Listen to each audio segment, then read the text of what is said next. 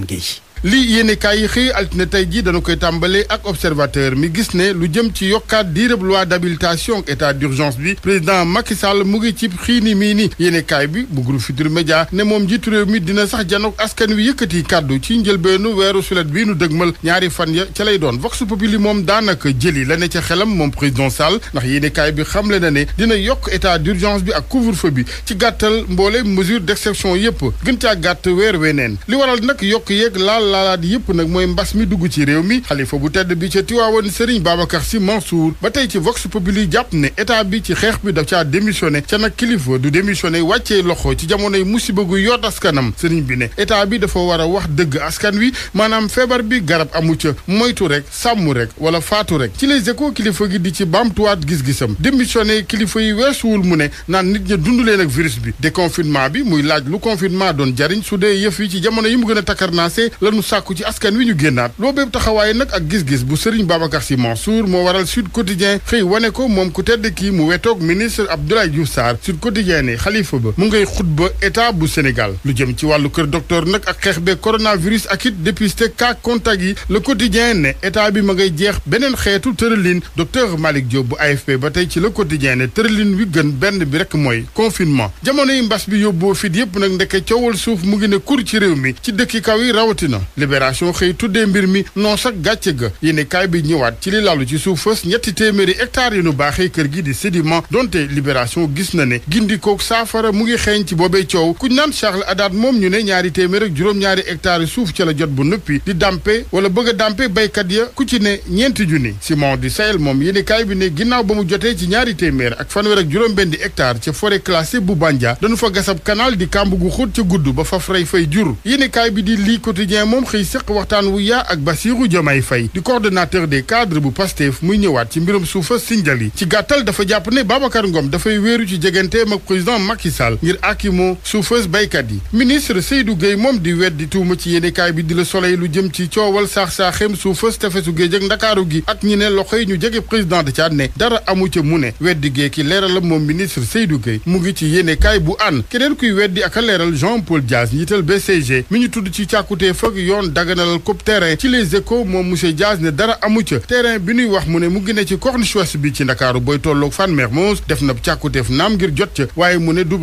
régularisation la bëgg marché Sandaga moom taax mu mag ma jëmmal boobee marché laas ne ajjuma lañu koy daaneel la ci kilifa yi jublu nag mooy tabaxaat ca bërëb ba marché bu méngoog jamono marché buy sàmmal ña fay jaay ak seen i client seen kaaraange ak seen wér-gu-yaram waaye boobee mbébét nag du ñëpp ci ànd am nay commerçant yu taxaw fépp lañu bëgg mooy anam yenn yi teew laata yëkkati gi laas ne kilifa gu tedd gi ca Touba Serigne Mountakha Bassirou Mbacké moom ànd na ci mbébét ak yeesal gi ca woolu na ñaari wàll yi séq boobee réeru La Tribune moom bateau turki bi Senelec loué gaare ko ci waaxi Ndakaaru yi ngir toggam courant la xëyee dib centrale électrique turque ñu ne su weesoo koppar yu bari yi mu nuy jural am na lu cay yoot askan wi ci wàllu jafe-jafe yi wér-gu-yaram ay jafe-jafe yi noyyi ak feebaru xol ak yeneen wàllu yoon waa Grand Place xëyee mbiram boo muk soxna si di Binta Camara ca Tamba ci yéenekaay bi Papa Alioune Fall mi ñu toppee boom gi di xamal ëttu àtte bi ne yëf yi du boom waaye accident bu jur bakkan la fitna moo yeewu seen diggante jàppante am mu ne mu bëmax soxna si ci la daanu ca lal ba jiital bopp ba deret ji sotti lu ci mën di am yéenekaay bi xamal nanu ne ñaari fan ci weeru sulet wi ñu dëgmal la dogalab àtte bi enquête yéenekaay moom la mu xëy def ca gëstu tey mooy ñàkk xajwante ci wàlluk diine gi mu gis ne mu ngi màgg ndànk-ndànk ci réew mi ak it ay kilifay diine yu nuy ñàkkee worma ak saaga naka noonu lankal ñenn ñi seenub rob ak ay dérapage ci plateau télé yi socio-anthropologue bi des religions di Papa Serigne Sylla moom gis na daanaka ne xajwante gi mu ngi sukuraat Oustaz Alioune Sall ba tey ak yéenekaay bi dafa jàpp ne moom plateau télé yi ak débat yi lañu war a xoolaat naka noonu ñenn cay invité waaye it ña leen di invité maanaam animateurs yi RFM moom juumul ci daa invité saa su ne kii di docteur Aloyse Waly Diouf ndax enquête xëy na dinu ko nataal njàmbaar ga ay jaar-jaaram mandarga yamu baax ca ministère de la santé yéenekaay bi duppe ko serviteur de toutes les causes moom Aloyse Waly Diouf jamonoy pal geeg poste yeneen la mu ciy rëccu rek mu ne mooy li yaayam fekkewul lépp ñu ngi koy ñaanal yoonu lerange ak ndam.